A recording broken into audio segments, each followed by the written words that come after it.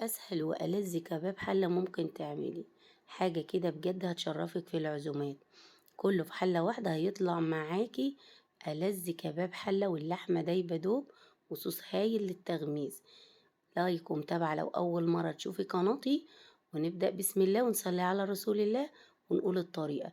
أولا معايا كيلو لحمة، واللحمة مش هتفرق سواء تقطيعها كبير أو صغير أو كندوز أو بلدي أو حتى ضاني المتاح عندكم.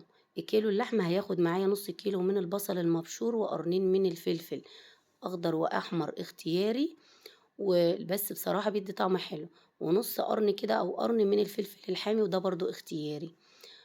نيجي بقى للبهارات، معلقة كبيرة من الفلفل الأسود وده شرط أساسي في كباب الحلة، نص معلقة من السبع بهارات وتستبدل ببهارات لحمة لو متاحة عندك، نص معلقة من البصل البودر ونص معلقة من التوم البودر ومعلقة صغيرة من التوم الفريش ويكون مهروسة ناعم. بدعكم بقى كده بكف ايدي لمدة دقيقة وبعد كده بنزل بيهم على النار وما بضيفش مية لحد ما تشرب ميتها تماما، وكمان نحس ان هي هتلزق مننا كده في الحلة على نار متوسطة. نبدأ بقى نزود لها المية ونص معلقة سكر ونسيبها كده لحد ما الصوص بتاعها يتقل واللحمة كمان تستوي. تبلوها بقى بالملح ومكعب ماجي وده اختياري، وضروري يكون فيها صوص كده علشان الصوص ده بيبقى للتغميس، ولو الصوص تقيل ممكن تخفوه بشوية مية.